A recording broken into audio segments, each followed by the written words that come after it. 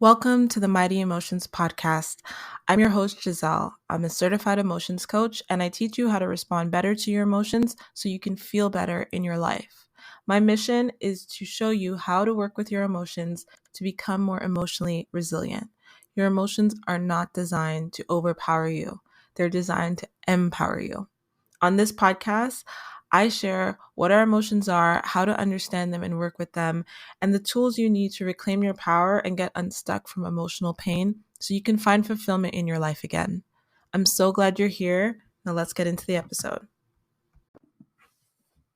Hello, beautiful soul. Welcome to another episode. I am really relieved to be feeling better.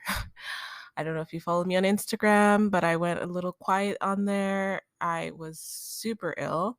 Um, just the worst. I've been sick in a really long time.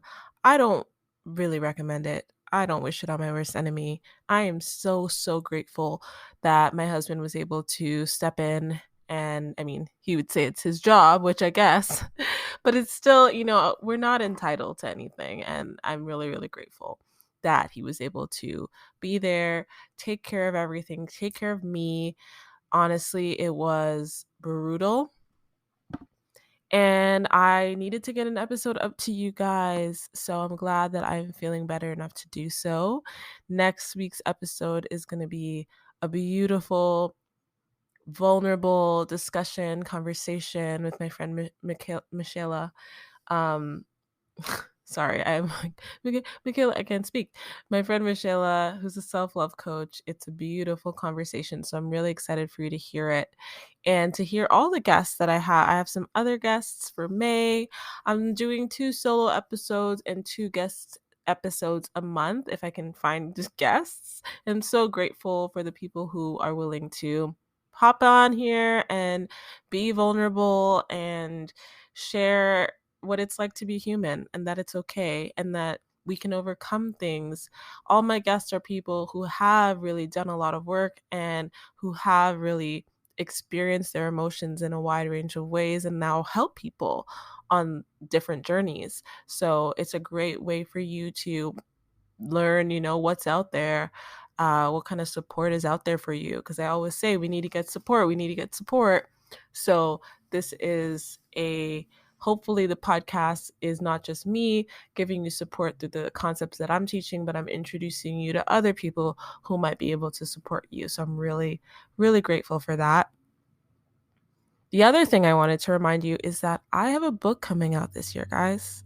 I'm so excited. It is being edited right now, and it is called Outrunning Your Emotions. Face your feelings, find your power, and love yourself. It is everything that I teach my coaching clients, my private clients. I'm putting it into a book for you so that you have these tools at your disposal. And I've been working on it for a few years now, and it really is, it's ready to be born into the world. I'm excited to share this information with you guys. So look out for that book, and look out on my Instagram at mighty_emotions, because I'll be letting you know when there's like early reader access, which is going to come soon. Delayed, obviously, because I've been sick, and I'm easing back into things, but it is coming before the month of April is out. I want to be able to give you early access to the first part of it. So really excited for that, and for the rest of the book to come out.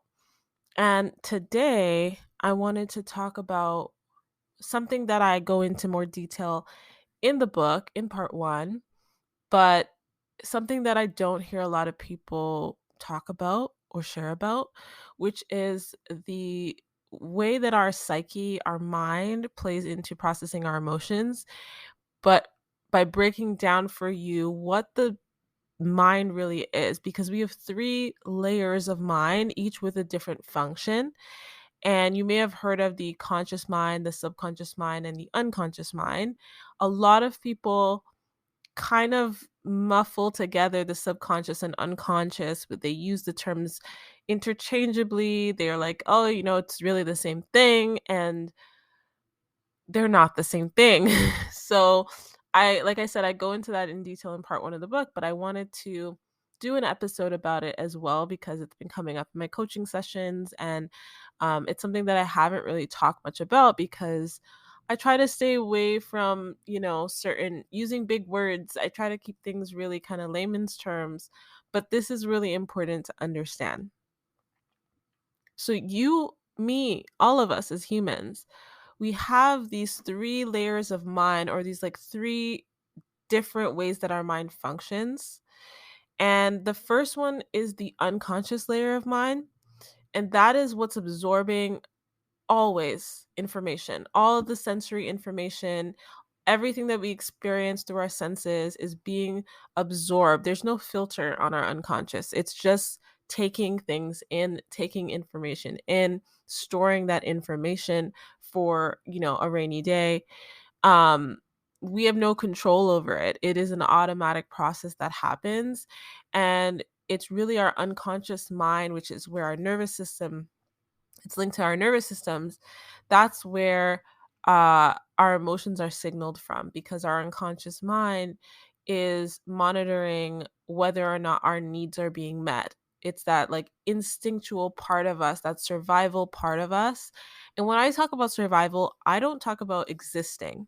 I'm not talking about existing. Like, yeah, we can exist with food and water. I'm talking about having our needs satisfied, our need for connection, for love, for validation, all of those needs, for freedom, for play. Those needs are what allow us to survive, like thriving, right? They give us a quality of life, they improve our well-being. So it's not just about existing, it's about existing in an optimal state of well-being. And that is where our nervous system, our unconscious mind, is taking note of, where are our levels at, where are things out of alignment or in alignment with our optimal state of well-being. So the unconscious mind is really useful for that. That's the function of it. The subconscious mind has a different function. The subconscious mind is where we interpret our experiences. So the subconscious mind is where we make meaning of things, where we make sense of things, and it uses what's in the unconscious mind, right? All the information we've gathered, and it combs through all of that, and it creates these kind of rules, if you will, or these core beliefs, if you will. The subconscious mind is really a filter through which we interact with the world. It's a filter to which we interact with ourselves. It is where reactions come from, right? So when we do things, we behave in a way, we instinctively react in a way, it's because of whatever kind of instructions our subconscious mind has stored in it. So an example of this is if I think that, I don't know, I'll give you a silly example. My bread needs to be cut into triangles. Okay, I don't know. Cut my grilled cheese triangular wise. Okay, I don't want square grilled cheese or whatever. Um, it's silly, but I'm just saying that if I have this rule that that's how it is, then if you hand me a grilled cheese that's not cut into a triangle, I'm gonna react in a certain way because I'm like, I might have disgust come up. Like, wait a minute, no, this isn't how I want my grilled cheese. Okay, this is a really silly example. Let me give you a less silly example.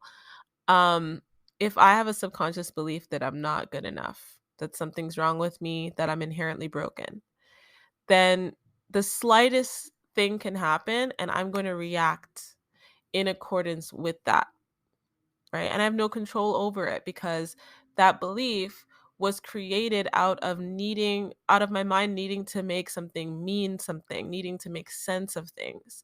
So that's where the subconscious mind comes in. It allows us to go through life without constantly having to analyze every detail of what we do and think about every single thing we do before we act. That's where the conscious mind comes in. And the conscious mind is where we analyze things. So the subconscious mind is where we interpret things, it's where we react from. And the conscious mind is where we respond from.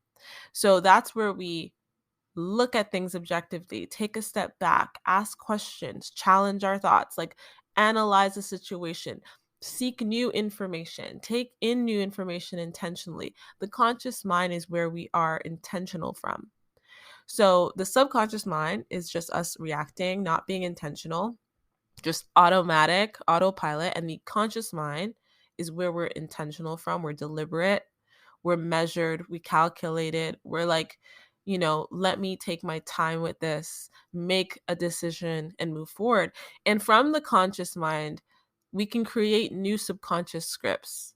So we can change what is in our subconscious. We can change the rules that we've made. We can change the meaning that we've created, and we can choose a new meaning, and we should. We'll talk about this in a second. But from the conscious mind, we can actually reprogram our subconscious mind so that the next time something happens, we don't react in a harmful way, right?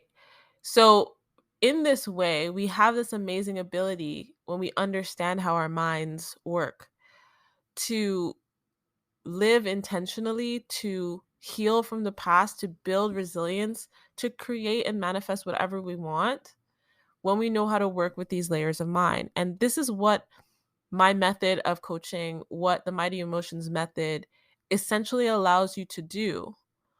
It allows you to put the subconscious reaction on pause and take over the conscious part of you that can analyze what's coming up from the unconscious, these emotions that are coming up, and make sense of, okay, why are they here? What are they showing me? What do I need to do? What do I need to believe? What do I need to decide? And then once you take those new actions, you respond differently to life. You've reprogrammed your subconscious so that the next time you don't react the same way. So you have more control over your subconscious mind than you realize. And I know there's a lot of stuff out there about like bypassing it and hacking it with all these different ways, but I personally think it's so much more powerful to just be more intentional and to go through this process of reprogramming it fully in your conscious awareness, because that is going to change your experience moving forward more than anything else. It's kind of like, you're learning how to drive a car. You're not just like being driven everywhere, right? You're actually getting behind the wheel. You're actually making decisions about shifting the gears. You're actually making decisions about where you're going to turn, where you're not going to turn. You're not just being driven by your subconscious mind, right?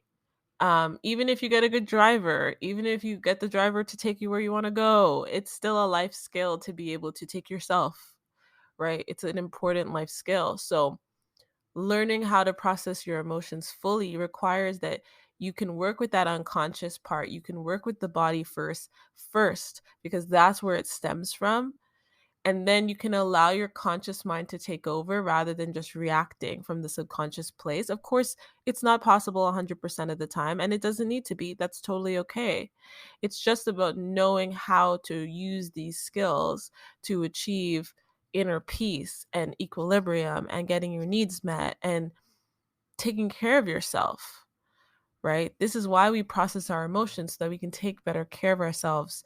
Because when we're on autopilot, we are operating from the past. We are operating from whatever someone planted there, whatever we absorbed, and we're not actually saying, okay, well, maybe I need different information. Maybe I need new evidence. Maybe I need to try a different approach here, look at this a different way, because I'm older, I've gone through more. I'm not just gonna keep reacting, right? I need to see what is going on in the subconscious that's causing me to react this way, and how does it need to change so that I can be in alignment and I can get my needs met and I can take care of myself.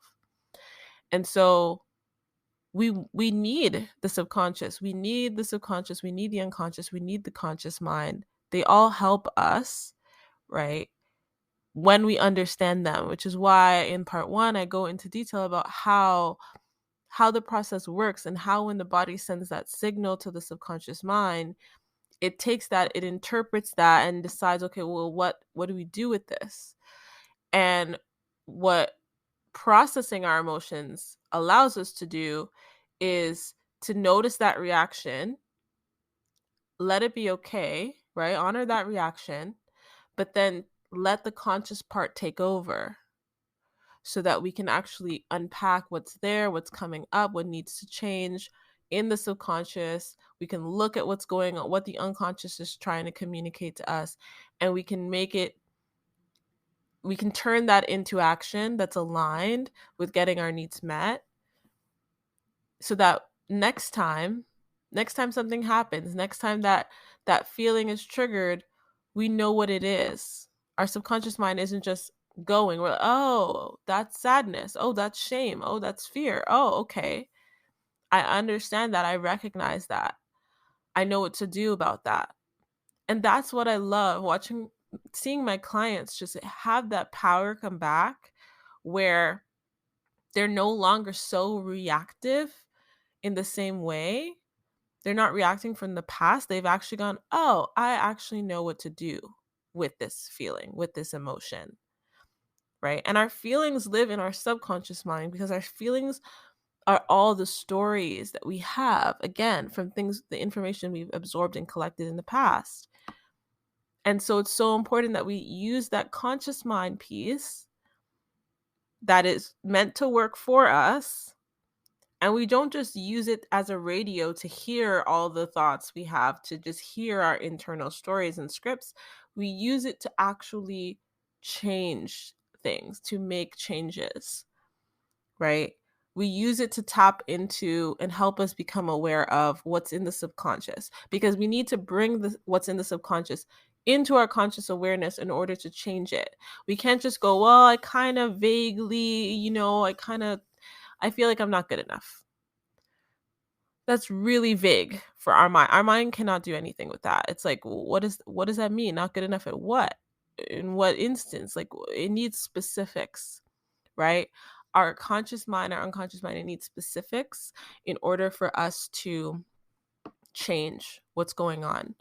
And so part of the process, this is why I teach people that getting emotional relief is not the end of the process.